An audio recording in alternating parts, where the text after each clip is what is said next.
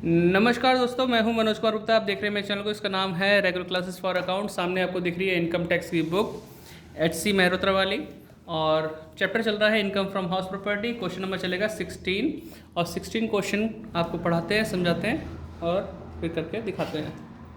तो यहाँ से आपको क्लियर दिखाई देगा। इसमें लिखा हुआ है, mister Naresh Kumar owns a big house consist of 2 unit. Construction complete on 1 July 2017 को ये कंप्लीट हुआ है। बड़ा वाला हाउस है, इसमें 2 यूनिट हैं। 1 unit is let out for residential purpose on a monthly rent 2000, यानी आपने लेट आउट कर दिया है एक यूनिट को रेजिडेंशियल पर्पज़ के लिए 2000 रुपये किराए पे। This unit remained vacant for 3 month, 3 महीने के लिए खाली रही। मतलब हमें जो किराया मिलेगा वो सिर्फ 9 महीने का मिलेगा। During the previous year when it was used by mister Naresh for his on residential purpose, उस 3 महीने के अंदर जो खाली रहा है उसमें मकान मालिक ने खुद यूज़ कर लिया उस मकान को। तो यहाँ पे हम करेंगे नॉर्मल कंपैरिजन। यही चीज़ हमें देखनी है। 3 महीने खाली रहा, अगर कोई इस्तेमाल नहीं करता तो 9 महीने जो किराया है वही हमारा ग्रॉस एनुअल वैल्यू बन जाता। लेकिन यहाँ पे इस्तेमाल कर लिया, नॉर्मल कंपैरिजन करेंगे। ये चीज़ ध्यान रखना। The second unit half portion is used by Mr. Naresh for the purpose of his profession। अपने प्रोफेशन के लिए यूज़ किया सेकेंड यूनिट का हाफ पोर्शन। ठीक है, तो ये तो जो बिजनेस प्रोफेशन वाली हेडिंग में आता है, ये हाउस प्रॉपर्टी की हेडिंग में कैलकुलेशन नहीं होगी, बस थोड़ा सा दिखा देंगे उसमें लिख के। While the remaining half portion is used for his on resident for full year, बाकी के आधे हिस्से में सेकेंड यूनिट के हाफ पोर्शन में ये खुद रहा है अपने पूरे साल। और his expenses regarding the house work कितना है, म्यूनसिपल टैक्सेस पेड किया है 10,000, 20% of municipal value. Municipal value का 20% 10,000 बनता है, वो पे किया है म्यूनसिपल टैक्स। रिपेयर 5,000, इंटरेस्ट और लोन टेकन फॉर रिन्यूअल 20,000 रुपये का इंटरेस्ट पे किया है। और ग्राउंड रेंट है, एनुअल चार्ज है, फायर इंश्योरेंस है। अब बच्चा पूछता है मेरे से कमेंट में कई बार कि रिपेयर का कुछ नहीं होगा या फिर इसका नहीं होगा। कहीं भी हमारे फॉर्मेट में ना रिपेयर के बारे में जानकारी है, ना एनुअल चार्ज के बारे में है, ना ग्राउंड रेंट के बारे में, तो इनको इग्नोर करना। इनकी कोई एग्जाम्पशन या डिडक्शन नहीं मिलती है। ठीक है। Compute his taxable income from house property for the assessment year 23-24। ये क्वेश्चन पढ़ने का तरीका है, पूरा पढ़ लो, समझ लो और फिर साइड में बुक कर दो, अपना लिखते रहो। ठीक है, सॉल्यूशन करते हैं फिर देखते हैं। तो हमने यहाँ लिख दिया है 16 question, computation of taxable income from house property for the assessment year 2023-24। House बड़ा वाला एक ही हाउस है, इसमें 2 यूनिट हैं, फर्स्ट और सेकंड 2 यूनिट हैं। ये तो हमारा एक तरह से एक हाउस का 50% एरिया है जो लेट आउट हो गया। ठीक है, बाकी 50 बचता है, तो उसके आधे हिस्से में 50 के भी आधे हिस्सा यानी कि 25% में सेल्फ प्रोफेशन हो गया और बाकी 25 हिस्से में क्या कर रहा है, सेल्फ रेजिडेंसी, खुद रह रहा है।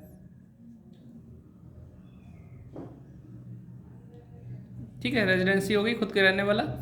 अब क्या करें, एक 50%, 25%, 25%, इस तरीके से 3 बार सॉल्व करना पड़ेगा। तो यहाँ लिखता हूँ मैं, फर्स्ट 50% ऑफ हाउस यानी कि फर्स्ट यूनिट है ना, of house is used for let out. ठीक है, तो हमें यहाँ निकालना होगा first municipal value. Municipal value निकालने का तरीका क्या है, भाई आपने म्यूनसिपल टैक्स पे किया 10,000 रुपये किया, 20% के बराबर किया म्यूनसिपल वैल्यू का। तो अगर म्यूनसिपल वैल्यू नहीं दे रखी है तो म्यूनसिपल टैक्स को उसके परसेंटेज से डिवाइड करो, 100 से मल्टीप्लाई करो, ये आपका आ गया 50,000 आ गया। ये पूरे मकान का है, पूरे हाउस का, बड़े वाले हाउस का, लेकिन आपको तो 50% यूज़ कर रहे हो उसका, तो 50% इसका कितना बैठेगा, 25,000। तो जिस पोर्शन की हम बात कर रहे हैं उसमें 25,000 म्यूनसिपल वैल्यू आ गया। नंबर 2, फेयर रेंट है क्या हमारे क्वेश्चन में, फेयर रेंट नहीं है तो नील कर दो। नंबर 3, एक्चुअल रेंट कितना है, 2,000। एक्चुअल रेंट है हमारा 2,000 रुपये, और हमें पता है साल में 12 महीने होते हैं, 3 महीने खाली रहा तो 9 महीने किराया मिलेगा, तो 18,000 रुपये। लेकिन उन 3 महीने में मकान मालिक ने जाके उस मकान को इस्तेमाल किया है, यूज़ किया है ना। यूज़ किया है तो हम नॉर्मल कंपैरिजन करेंगे, यूज़ नहीं किया होता तो यही हमारा ग्रॉस बन जाता, एक्सपेक्टेड वगैरह जैसे निकालते, लेकिन यही हमारा आंसर आता ग्रॉस का। फिलहाल नॉर्मल कंपैरिजन कैसे करेंगे? म्यूनसिपल वैल्यू फेयर रेंट में ज़्यादा कौन सा है? 25,000, तो ये हो गया एक्सपेक्टेड रेंट, जैसा हमारा फॉर्मेट कहता है वैसे ही चलेंगे। 25,000। नंबर 2, एक्चुअल रेंट कितना है? 18,000। उसको ऐसे ही लिखेंगे 18,000, लेकिन भाई ज़्यादा क्या है तो नॉर्मल कंपैरिजन है तो इन दोनों में ज़्यादा क्या बैठेगा? Expected rent. हाँ, जो कि 25,000 है, तो ये हमारा बन गया ग्रॉस एनुअल वैल्यू। ठीक है, तो ये 25,000 आ गया, कोई दिक्कत तो नहीं। अब लेस करते हैं दो चीज़ें, एक अनरियलाइज रेंट और एक म्यूनसिपल टैक्स। तो म्यूनसिपल टैक्स हमें कितना गिवन है? 10,000। म्यूनसिपल टैक्स है 10,000 रुपये, पूरे हाउस के लिए था ना ये, तो है ना, पूरे हाउस के लिए था ये। लेकिन हम तो 50% हिस्से की बात कर रहे हैं, तो 50% मतलब आधा, 5,000। ठीक है, इसे सॉल्व करें, माइनस करें, बताएं कितना आएगा? 20,000। ये तो हो गया एनुअल वैल्यू, कोई दिक्कत तो नहीं। एनुअल वैल्यू होने के बाद इसमें से लेस करेंगे, less deduction under section 24, first 30% of AV, कितना आएगा इसका? 6,000 करीबन। फिर number 2, interest on loan given है ना हमें कि हमने रिन्यूअल के लिए लिया है, 20,000 रुपये इसका इंटरेस्ट बनता है पूरे मकान का, लेकिन हम बात कर रहे हैं 50% वाले एरिया की, तो 50% बनेगा हमारा 10,000। तो भैया ऐसे टोटल करो, कितना आएगा? 16,000, माइनस करेंगे 4,000। इस पोर्शन से 4,000 का इनकम शो हो रहा है, प्लस में आंसर है ना, इसलिए इनकम फ्रॉम हाउस प्रॉपर्टी। इतना वाला समझ में आ गया, कोई दिक्कत तो नहीं। ये हमारा फर्स्ट पोर्शन हो गया। सेकंड पोर्शन है हमारा सेल्फ प्रोफेशन का। ठीक है, तो अब सेल्फ प्रोफेशन, तो सेल्फ प्रोफेशन वाले मैं नेक्स्ट पेज पे करूँगा, आप इसे वीडियो को पॉज करके यहाँ से यहाँ तक नोट डाउन कर लें। आगे बढ़ते हैं। अब आई बात 25% in second point, 25% of house is used for self profession के लिए बोला उसने। ठीक है, तो हम यहाँ पे एक लाइन लिख देंगे, this income is not considered in this head. इस हेडिंग में ये इनकम कंसीडर नहीं होगी, बस इतना लिख के छोड़ना। इसके भी एक तरह से नंबर मिल जाएंगे क्योंकि आपको जानकारी है। ये बिजनेस प्रोफेशन से रिलेटेड वाला आइटम है, उसी चैप्टर में उसी रूल्स के अकॉर्डिंग सॉल्व होगा। यहाँ उसका कोई मैटर नहीं बनेगा क्योंकि अपने घर में वो बिजनेस प्रोफेशन कर रहा है। ठीक है, तो अब थर्ड पॉइंट आएगा इसमें, 25% of house is used for self occupied बोल दो या रेजिडेंसी बोल दो, सेल्फ रेजिडेंसी। अब अपने मकान के इस हिस्से में खुद रह रहा है, तो स्टार्टिंग होती है ग्रॉस एनुअल वैल्यू से, और वो क्या कहलाएगा? नील। म्यूनसिपल टैक्स माइनस करते हैं,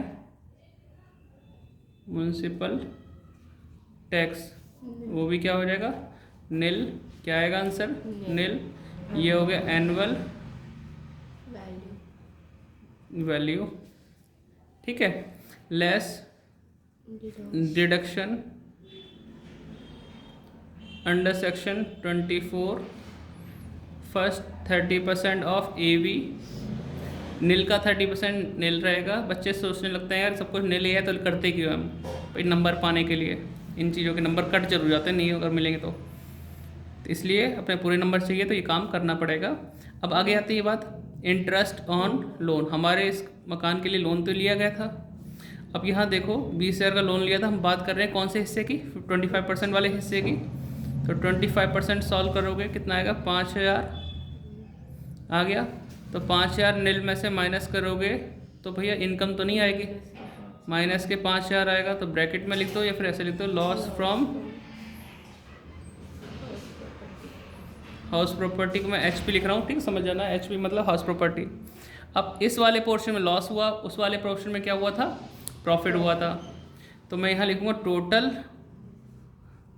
टैक्सेबल इनकम फ्रॉम HP।